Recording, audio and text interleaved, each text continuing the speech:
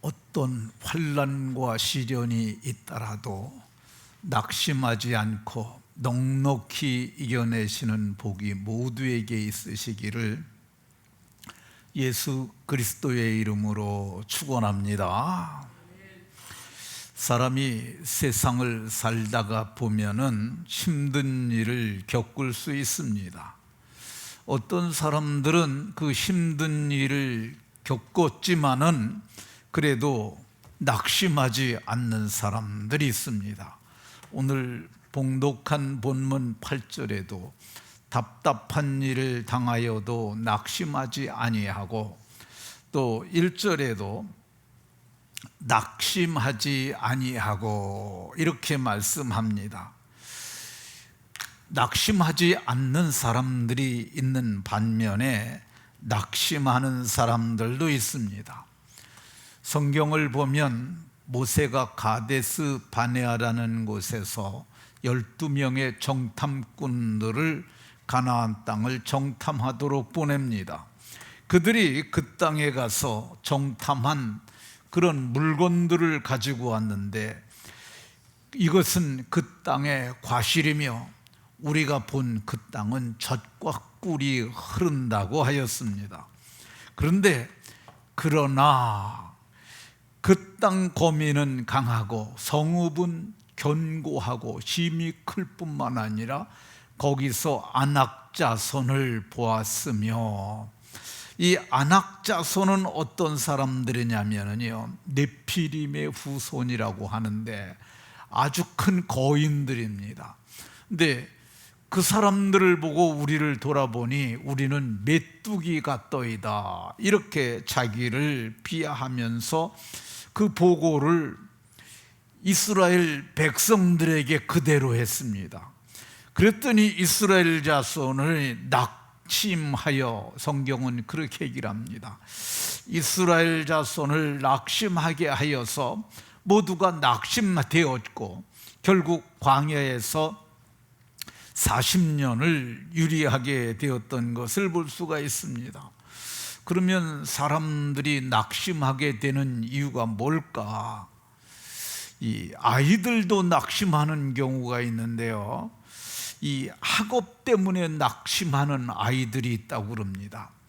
공부를 잘하고 싶은데 성적이 잘 안 나오는 거예요. 이게 애들에게 학업 스트레스라고 그럽니다. 근데 그 공부 못하는 애들이, 걔네들이 힘이 들겠어요? 힘이 안 들겠어요? 힘들잖아요. 근데 힘든데 더 힘들게 하는 분들이 있어요. 그게 부모들이죠. 부모들. 쟤는 저렇게 잘하는데 너는 그게 뭐냐라고 얘기를 하면 정말 스트레스 될 것 같습니다. 그래서 부모들이 더 잘하게 하려고 학원도 보내고 뭐 그러는데, 저는 그런 거 부모 세대들이 좀 안 하면 좋겠다 하는 생각이 듭니다. 공부할 놈들은요 다 지가 알아서 합니다. 그게 그릇대로 되는 거지 억지로 그거 시킨다고 되는 거 아니거든요. 저는 저희 집 애들은 학원을 한 명 빼놓고 다 다녔습니다. 그러니까 학교에서 하는 학업을 위한 학원을 다닌 애들이 없어요. 그래도 건강하게 잘 자라서 하나이는 미국에서 잘 살고 있고요, 하나이는 또 이렇게 우리 총회 공과 편집위원으로 공과를 편집하기도 하고요. 그리고 한 아들은 지금 지난주에 장가 가가지고 잘 살고 있습니다. 입시 경쟁에 스트레스 많이 받고요, 또 입시에 실패하게 되면 아주 더욱 심하게 실패로 인한 우울증이 있다고 그럽니다. 또 외모 때문에도 많이 우울해하고 힘들어하는 아이들이 있다고 얘기를 합니다. 그런 것들이 아이들이 낙심하는 이유가 된다고 그럽니다. 대부분의 사람들이 낙심하는 이유 중에 하나는 사람들로 인한 비난과 정죄가 많이 낙심하게 된다고 그럽니다. 정죄는 죄를 정하는 것이 정죄입니다. 정죄하실 수 있는 분은 하나님이시지 우리에게 정죄할 수 있는 권한이 주어져 있지 않습니다. 사람을 정죄할 수 있는 기관이 하나 있는데 그게 법원입니다. 법원에서 판사가 이 사람은 죄인이라고 최종적으로 대법원 판결이 나기 전까지는 죄인이 아닙니다. 그거를 법정적 용어로 무죄 추정의 원칙이다 이렇게 얘기를 합니다. 그런데 법원도 함부로 정죄하지 않는데 부모가 자식을 정죄할 수 있어요. 못된 놈, 죽일 놈, 저런 불효자, 뭐 이런 식의 정죄들 할 수 있습니다. 우리가 나름대로 우리 마음에 있는 율법을 가지고 사람을 정죄하는 건데, 예수님께서는 정죄하지 말라고 이렇게 말씀하셨어요. 정죄하지 말라, 그리하면 너희가 정죄받지 아니할 것이요. 누가복음 6장 37절에 말씀하고 있는데, 정죄되면 낙심될 수 있습니다. 그래서 예수님께서는 정죄하지 말라고 하셨습니다. 사람들이 낙심하는 이유가 뭐냐? 실패하면 낙심하게 된다고 그럽니다. 사실 실패가 충격을 줄 수 있는데, 실패 때문에 많은 사람들이 낙심한다고 그럽니다. 우리나라에는 매달 고독사라는 이름으로 죽는 사람이 100여 명 된다고 그럽니다. 100여 명씩. 그러니까 1년이면 1200명 정도가 고독사로 죽는 사람들인데, 이 고독사가 뭐냐 하면은 이 가족이나 친척 등 주변 사람들과 단절된 상태로 고립되어 생활하다가 마침내 죽는 사람들이죠. 근데 제가 이 통계를 보면서 놀란 게, 고독사의 절반 이상을 차지하는 60%가 50대에서 60대라고 그럽니다.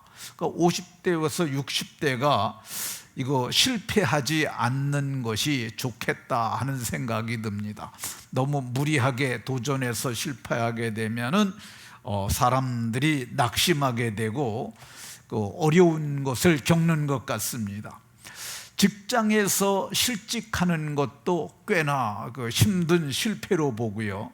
사업에 실패하게 되면 또 힘들어하고, 또 결혼해서 살다가 5, 60대에 이혼을 하게 되면 많이 힘들다고 그럽니다. 그러니까 이 5, 60대가 되면은 그냥 서로 양보 많이 하고 그냥 서로 그러고 살면은 그게 좋을 것 같은 생각이 듭니다.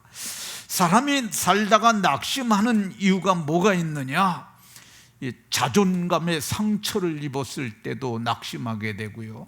또 중한 병에 들었을 때 병으로 인해서 낙심할 수 있음을 얘기를 합니다. 이러한 여러 가지 사회적인 환경적인 그런 요인들로 힘들 때 이 마음이 소생함을 얻지 못하게 되면 낙심하게 되는데, 이 낙심이 뭐냐? 낙심을 사전에서는 바라던 일이 이루어지지 않거나 어려움을 겪어서 마음이 풀이 죽고 용기와 희망을 잃은 상태, 이렇게 얘기를 합니다.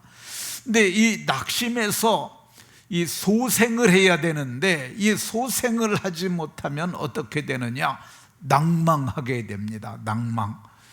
이 낭망은 희망을 잃는 게 낭망인데요, 이 낭망은 크게 실망해서 한자로는 떨어질 낙 바랄 망, 그래서 소망이 끊어진 상태, 소망이 떨어진 상태라고 할 수 있는데요, 이 낭망이 또 더 심해지면 어떻게 되느냐? 낙담하게 됩니다. 낙담은 문자적으로 쓸개가 떨어진 거거든요. 일이 뜻되지 않아서 맥이 풀리고 너무 놀라서 간이 떨어지는 듯한 상태, 이렇게 얘기를 합니다. 이 사람이 낙담하게 되면은요, 낙담하면 절망할 수도 있고요, 이 낙담으로 인해서 성경을 보면은 이 사람이 몸이 돌과 같이 변했던 사람을 얘기를 하는데, 이 사람이 나발이라는 사람입니다. 이 나발은 다윗이 나발은 아주 큰 부자였는데, 이 나발에게 다윗이 찾아가서 얘기를 합니다. 털 깎는 날 우리가 좋은 날에 왔으니 우리에게 먹을 걸 좀 나눠주라, 이렇게 얘기를 하는데, 그가 그걸 거절하고 모욕을 줍니다. 그러니까 다윗이 부하들에게 칼을 차라고 그러고 올라가는데, 그 사실을 알았던 나발의 부인 아비가일이 쫓아와서 길을 막고 잘못했으니까 용서해 주라. 그래서 다윗이 돌아왔는데, 그날 나발은 잔치를 열고 만취가 됩니다. 근데 그 이튿날 아침에 일어났을 때 얘기를 합니다. 아비가일이, 당신이 어제 다윗과 함께한 자들을 모욕하였고 그들이 칼을 차고 올라오는 것을 내가 가서 막았습니다. 그러니까 그가 낙담하여 몸이 돌과 같이 되었더니, 근데 그 후에 여호와께서 치시니까 그가 죽었다고 이렇게 얘기를 합니다. 사람이 낙담하고 소생함을 얻지 못하게 되면은 심한 경우 사람들이 스스로 목숨을 끊기도 합니다. 스스로 목숨을 끊는 것을 자살이라고도 합니다. 통계청이 발표한 이 우리나라의 자살하는 사람의 통계가 나오는데요, 이게 1년에 한 14,000명 정도 자살을 합니다. 그러니까 한 달에 1,000명 넘게 사람이 자살하고 매일 하루에 38명 정도씩 자살을 합니다. 근데 자살을 보면 남자 여자 했는데, 이게 이제 2011년부터 통계인데 2023년에도 이렇게 사람이 많이 죽습니다. 근데 이게 10대 청소년들도 이렇게 이게 10만 명당 1년에 죽는 숫자예요. 10만 명당 1년에 16명.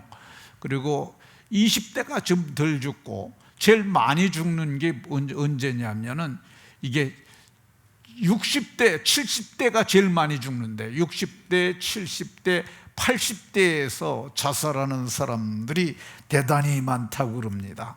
근데 그 준자살로 보는 통계가 있는데 그게 고독사예요. 이것까지 따지면 1년에 15,000명 이상이 사람들이 죽는다, 이렇게 볼 수가 있습니다. 사람들이 낙심하게 되면 결국 스스로를 포기할 수도 있는데, 오늘 우리가 봉독한 고린도후서 4장에는 낙심하지 않는 사람들이 있습니다. 1절에도 보면 우리가 이 직분을 받아 긍휼하심을 입은 대로 낙심하지 아니하고 우리는 낙심하지 않는다고 얘기를 합니다. 8절에 우리가 사방으로 우겨쌈을 당하여도 쌓이지 아니하고, 이 우겨쌈은 어떤 거냐면요, 사방으로 이렇게 막아서 가지고, 그러니까 빠져나갈 공간이 없는 곤경에 처한 상태가 이게 우겨쌈인데, 이게 우겨쌈을 당해도 낙심하지 않는 사람들이 있습니다. 세 번 파선하고, 3번 파선이라는 말은 바다에서 배가 깨졌다는 말이거든요. 바다에서 배가 깨졌으면 어떻게 살아남겠어요? 깨진 배 조각 붙잡고 있었잖아. 이거 정말 우겨쌈 아니, 사방이 다 물이니까. 그럼에도 불구하고 그가 낙심하지 아니하고 일주야를 깊은 바다에서 지냈으며, 그러니까 오늘날처럼 스마트폰이 있던 시대도 아니고, 그러니까 모든 것이 단절된 상태에서 깊은 바다에서 이 깊은 바다라는 말은 깊은 땅속이 아니라 세상과 너무너무 더 단절된 거기서 풍랑을 만나서 그렇게 지나기도 했고, 26절에는 각종 위협이 나옵니다. 이 강의 위협, 강도의 위협, 동족의 위협, 이방인의 위협 등등의 위협. 그리고 27절에는 여러 번 자지 못하고 줄이며 목마르고 여러 번 굶고 춥고 헐벗었노라.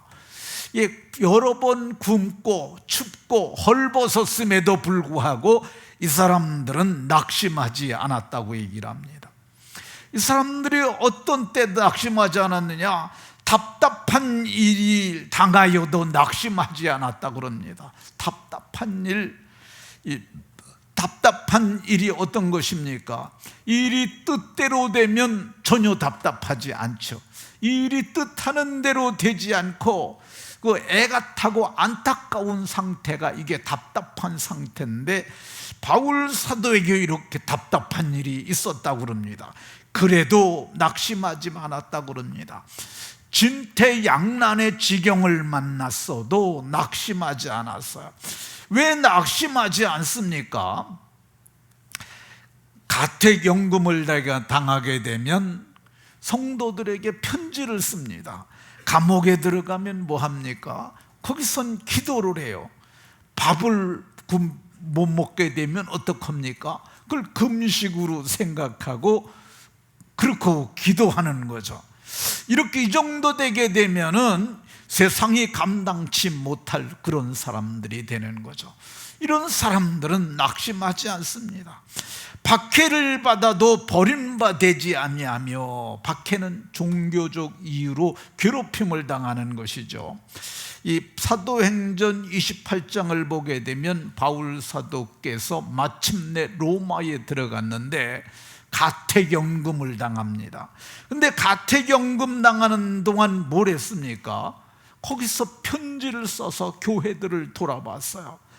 그가 가택연금 당하는 동안 뭐 했느냐? 자기는 감옥에 갇혀 있었지만은 가택연금 당했지만 사람들 올 수 있으니까 거기서 모아가지고 하나님 말씀을 가르쳤어요. 그가 감옥에 갇혔을 때 내가 감옥에서 나를 돌보는 죄수들에게 전도를 했더니 내가 나의 복음이 온 시위대안에게 전파됐다고 이렇게 얘기를 하고 있습니다. 그래서 그는 어떤 상황에서도 낙심하지 않았어요. 거꾸로 트림을 당하여도 망하지 아니하고, 거꾸로 트림을 당했다는 말은 신처적인 위해를 당했거나 아니면은 그가 일을 할 수 없도록 극도의 괴롭힘을 당해서 아주 많이 힘든 상태라고 할 수 있죠. 그럼에도 불구하고 망하지 않았다고 얘기를 합니다. 그가 거꾸로 뜨림을 당한 예가 여러 가지로 볼 수 있는데요, 바울을 죽이기 전에는 먹지도 않고 마시지도 않겠다고 이렇게 한 사람이 40여 명이나 됐을 때 얼마나 이게 위기의식이 있었겠어요. 그래도 그는 망하지 않았어요. 그는 옥에 갇히기도 더 많이 하고 매도 수없이 맞고, 이 매를 맞을 때, 이 매를 최근에 맞아보신 적이 있으십니까? 이주원 장로님 최근에 매 맞은 적 있으세요? 혹시 박윤옥 권사님이 우리는 매 맞지 않잖아요. 매를 맞는 게 얼마나 자존감이 상하는 것인 줄 아십니까? 근데 이제 군대에서 매 맞은 건 단체로 맞으니까 맞을만 한데, 근데 자기 상관이 자기를 갖다가 뭐 이렇게 아구창을 때렸다든가, 그거 얼마나 속상해요. 근데 바울 사도는 매를 수없이 맞았다고 그럽니다. 돌로도 맞고, 그는 유대인에게 40에 하나가만 매를 5번이나 맞았다고 그래요. 이 얼마나 자존감이 상하고 얼마나 속상한 일이겠어요. 그가 어렸을 적에 얼마나 존귀한 아들이었으며, 그가 얼마나 명석한 사람이어서 가말리엘 문화에서 수학까지 했던 사람인데, 그가 그런 매를 맞을 때 얼마나 힘들었겠어요. 그럼에도 불구하고 그는 낙심하지 않았습니다. 3번 태장으로 맞았다고 얘기를 해요. 태장은 뭐냐면요, 채찍으로 막는 그 매가 태장인데, 그 태장의 채찍 끝에 납을 단다든가 짐승의 뼈를 달라서 이렇게 때리게 되면, 이게 착 때리면은 착 마지막에 착 하면서 그게 살에 붙게 되는데, 그걸 살짝 당기면 살이 찢어진다고 그럽니다. 그 얼마나 아프고 힘들었겠어요. 그래도 낙심하지 않았습니다. 낙심할 수밖에 없는 상황임에도 불구하고 낙심하지 않을 수 있었던 이유가 뭐냐? 오늘 우리가 봉독한 본문에 보면 이 보배를 질그릇에 가졌으니, 우리가 이 보배를 질그릇에 가졌으니, 이게 질그릇이 뭐겠어요? 질그릇. 이게 몸이 질그릇이에요. 이게 뭘 담는 그릇이에요? 영혼을 담는 그릇이죠. 그러니까 이 보배를, 여기서 얘기하는 보배가 뭐예요? 영혼이죠. 내 진정한 나, 그 속사람 얘기하는 거죠. 이 보배를 질그릇에 가졌으니까 내가 낙심하지 않는다고 얘기를 합니다. 이 질그릇 속에 있는 속사람이 보배인 이유가 뭐냐? 보배로운 예수의 피로 속량받았기 때문에 그렇습니다.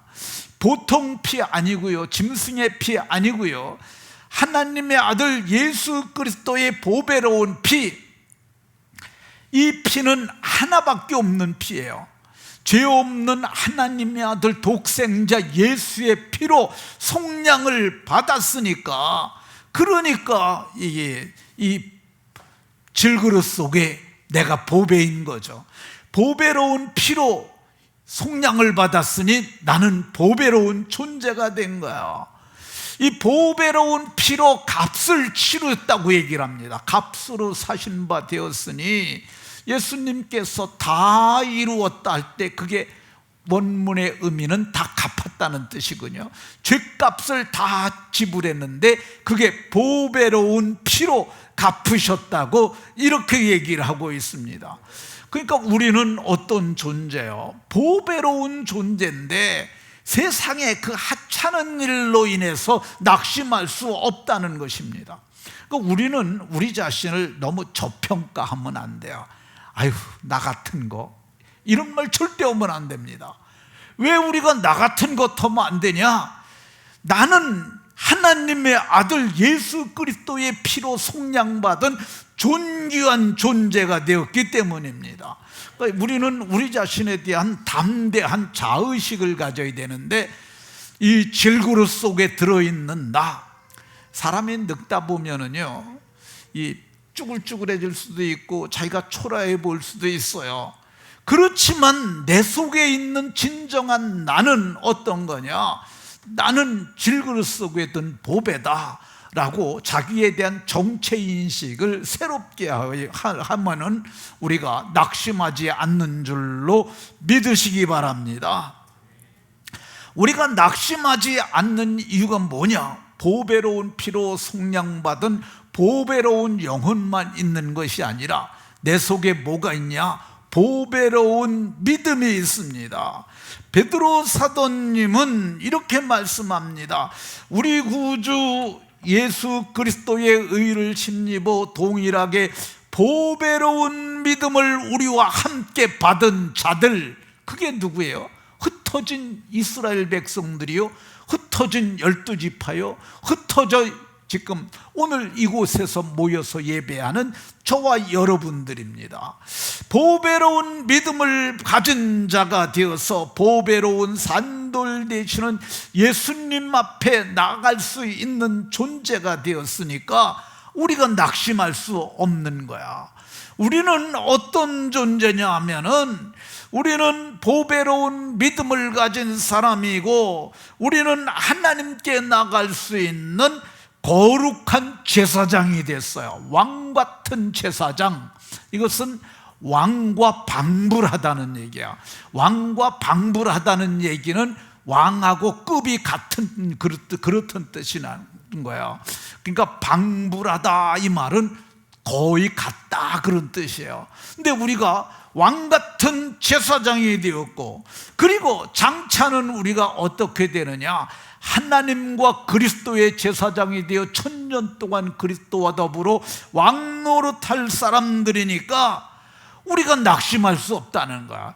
이것을 생각해 보면은 현재의 고난은 장차 나타날 영광과 좋게 비교할 수 없도다.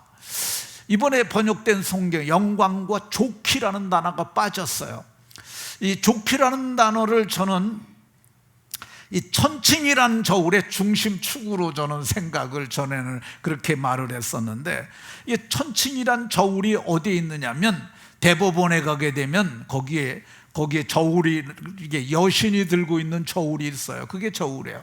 현재의 고난이라는 게 너무너무 힘든 거야. 몸이 아프고 마음도 아프고 병들고 정말 너무너무 고단한 인생길이에요. 근데 그 고난이라는 걸 여기다 탁 올려놓으니까 그게 그냥 너무너무 무거워서 탁 가라앉았어요.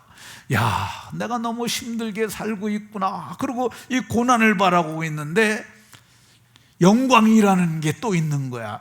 그래서 장차 나타날 영광을 거기다 올려놓으니까 어떻게 되냐, 이 고난은 보이지도 않는 거야. 영광이 너무 크고 중하기 때문에.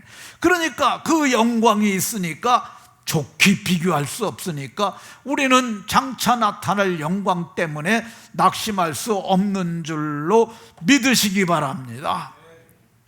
우리가 낙심할 수 없는 이유가 뭐냐, 우리가 7절부터 봤는데 6절에 보면 이렇게 얘기를 합니다. 어두운 데를 빛이라 말씀하셨던, 이거는 창세기 1장 1절이에요. 어두운 데 빛이라 말씀하셨던 그 하나님, 세상을 창조하실 때 말씀하셨던 그 하나님께서 예수 그리스도의 얼굴에 있는 하나님의 영광을 아는 빛을 우리 마음에 비춰주셨다는 거야. 그러니까 예수 그리스도는 얼굴에 하나님의 영광을 아는 빛이 있었는데 그 빛을 우리 마음에 비춰주셔서 우리도 이제는 빛이 된 거야. 우리는 발광체는 아니고, 그러니까 우리는 반사할 수 있는 그 빛을 갖게 된 것이죠. 그래서 예수님이 너희는 세상의 빛이라고 그러셨는데, 그러니까 이제 우리가 빛의 자녀가 됐고 빛으로 살아갈 수 있으니까 낙심하면 안 되는 줄로 믿으시기 바랍니다. 왜 우리가 낙심할 수 없느냐? 성경은 예수의 생명이 우리 몸에, 죽을 몸에 나타나기 때문입니다. 현대인의 성경에서는 10절을 우리가 이렇게 항상 예수의 죽으심을 몸소 체험하는 것은, 이건 대속 체험이야. 대속 체험.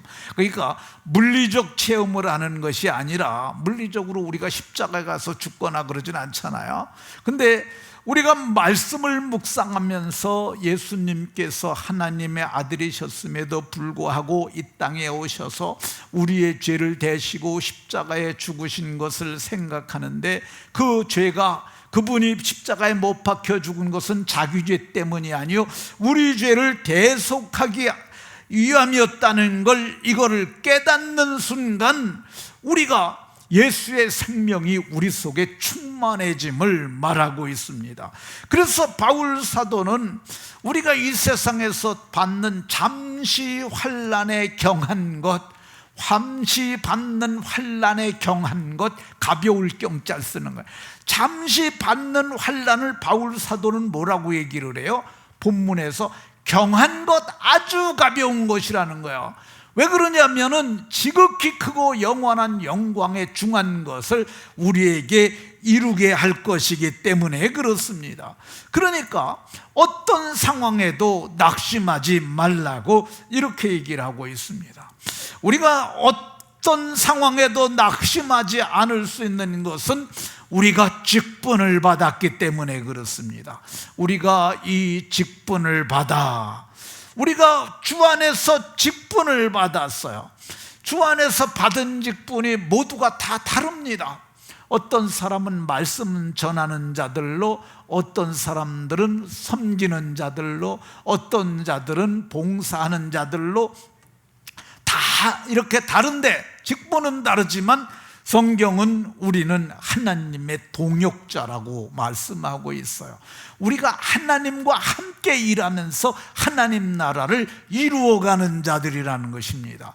그러니까 우리가 하는 일은, 이 세상에서는 우리가 뭐 마트에 가서 물건을 파는 일을 할 수도 있고, 직장에 출근해서 어떤 직장에서 주어진 일을 할 수도 있기도 한데, 그러나 우리는 그 가운데 하나의 직분이 더 있는데, 하나님께서 주신 거룩한 직분이 있는데, 그 직분을 가지고 우리는 동역한다고 얘기를 하고 있습니다. 그래도 나는 직분 받은 거 없는데요. 근데 성경은 말하길 모두가 다 받은 직분이 있는데 화목하게 하는 직분을 주셨다고 얘기를 합니다. 이게 화목하게 하는 직분이 뭐냐? 이 화목하게 하는 직분이 그 급이 대사급의 직분이에요. 대사. 그러니까 하나님 나라를 대표하는 직분인데, 그게 뭐냐면은 하나님이 우리를 사랑하셔서 독생자를 주셔서 하나님과 인간을 화목하게 하는 그 하나님 나라의 대사의 직분을 주셨다고 얘기를 합니다. 그러니까 우리나라를 대표하는 대사들, 그 대단히 대통령급이잖아요. 강경화 씨가 이번에 미국 대사로, 전에 외무부 장관 하셨던 분이 그거 이번에 대사로 됐잖아요. 그러니까 미국에 가서 국가를 대표하는 일을 하는 거야. 그 사람이 거기서 대사쯤 된 사람이 낙심해가지고 그냥 울고불고 하겠어요? 안 하잖아요. 우리는 하나님의 대사가 됐으니까 낙심하지 않아야 하는 일 줄로 믿으시기 바랍니다. 낙심할 일이 생긴데 어떻게 낙심하지 않을 수 있느냐? 낙심할 상황이 생기면 히브리서 기자는 예수님을 생각하라고 얘기를 합니다. 너희가 피곤하여 낙심할 일이 생기게 되면 너희를 참으신 이 곧 예수님을 생각하라고 얘기를 하고 있습니다. 예수님은 어떤 분이세요? 근본 하나님의 본체신데 하나님과 동등됨을 취할 것으로 여기지 아니하시고 자기를 비워 종의 형체를 가져 사람의 모양으로 나타나셨고, 그리고 마침내 자기를 죽기까지 복종하셨는데 십자가에 죽으신 것이라고 얘기를 합니다. 예수님이 세상법에는 죽을 이유가 하나도 없어요. 그래서 예수님을 정죄했던 빌라도마저도 나는 죽일 죄를 찾지 못했다고 3번이나 말을 하고, 그래도 죽여달라고 그러니까 물을 갖고 가라서 손을 씻습니다. 그러면서 나는 이 죄와 상관없다, 너희가 당하라, 그러면서 예수님을 내줬습니다. 예수님 얼마나 억울하셨겠어요. 얼마나 마음에 속상하셨겠어요. 그럼에도 불구하고 예수님께서 이걸 참으셨던 것을 볼 수가 있습니다. 그러니까 우리가 힘들잖아요. 많이 힘들었는데 종교적으로 박해를 받으면, 그래서 죽으면 순교고, 아니 순교가 아니고 그냥 죽으면 어떡해요? 천명으로 죽으면은 소천되는 겁니다. 우리가 소천이라는 말 쓰잖아요. 이 소천하셨습니다 이렇게 하는 건 틀린 말이에요. 소천을 어떻게 합니까? 우리가 소천할 수 없어요. 소천은 뭐냐? 하늘에서 부른 거야. 소자가 부른다는 뜻이고 천자가 하늘 천자예요. 하늘에서 불렀다는 거야. 하나님이 부르시니까 우리는 소천된 거죠. 그러니까 우리는 살다 힘들어서 마침내 죽으면 어떻게 해요? 소천돼서 영광에 들어가는 것입니다. 너무너무 힘들어서 낙심할 일이 생겼을 때 여호와를 힘입고 용기를 얻었던 다윗처럼 힘내서 용기를 얻으면, 다윗이 힘들 때 어느 정도 힘들었느냐면 자기와 함께 했던 600명이 자기를 들어 도를 치려 했으니까, 자기 부하들이 자기를 쳐 죽이려고 그랬으니까 얼마나 힘들었겠어요. 근데 그가 여호와를 힘입고 용기를 얻어갖고 쫓아갔더니 잃었던 아내를 찾았고 자식을 찾았고, 그리고 그 사람들이 도적들인데 어마어마하게 보물을 쌓는 거예요. 그리고 다 도망가 버렸으니까 그거 다 갖고 왔잖아요. 그래서 그거를 유다의 장로들에게 줬더니 사울이 죽자마다 그 선물 받은 장로들이 우리 다윗을 왕으로 삼자 그래갖고 그가 돌에 맞아 죽을 위기에도 용기를 냈더니 그가 마침내 유다의 왕이 됐던 것을 볼 수가 있습니다. 그 사람이 낙심할 일이 생겨도 낙심하지 않는 것이 중요합니다. 다윗이 너무 멀리 있고 크게 보이시고 힘들어 보이십니까? 그러면 우리 시대를 같이 살았던 한 사람을 제가 소개해 드리도록 하겠습니다. 비게라라고 하는 사람인데 이 사람은 영국 사람입니다. 이 사람은 축구 선수 출신이에요. 근데 이 사람은 참으로 인생에 엄청난 시련을 많이 겪었어요. 이 사람이 겪었던 일대기를 누가 정리를 해놨는데 이게 보시면은요, 하늘에서 벼락을 맞았어요. 사람이 평생 벼락을 맞는 게 쉽습니까? 어렵습니까? 벼락 맞는 거 쉽지 않아요. 근데 이 사람은 여기서 23살에 맞고 47살에 24년이 지나서 또 벼락을 맞았어요. 사람이 쫄딱 망하는 것이 쉽나요? 이게 쉽지 않아요. 근데 이 사람은 쫄딱 맞았어요. 보증을 잘못 써서 쫄딱 망했어요. 근데 51세에 또 쫄딱 망합니다. 어느 정도 망하느냐면 노숙자가 되도록 망했어요. 이 사람 정말 쫄딱 망했잖아요. 근데 그것뿐만 아닙니다. 30세에 암 걸립니다. 암 걸릴 확률도 그렇게 많지는 않아요. 근데 이 사람은 암이 한 번만 걸리는 게 아니라 40세에 또 걸립니다. 이 사람은 52세에 노숙 생활하던 중에 살인을 했다는 혐의로 징역 10년을 받고 62세에 출세를 합니다. 그러니까 62세에 출세가 아니라 출소, 감옥에서 나오는 거예요. 그걸 하는 거예요. 근데 62세에 감옥에서 나오면은 아이고 62세에 모레 인생 다 끝났지 이렇게 생각하잖아요. 근데 이 사람이 뭐 하냐면은 이 조그만 인쇄 공장에 취직을 해요. 근데 이 사람이 3, 4년 뒤에 여기 사장이 됩니다. 큰 돈을 벌어서 갑부가 돼요. 근데 이 돈을 많이 벌었으면 자기를 위해 써야 되는데 이 사람이 재산의 상당 부분을 헌납합니다.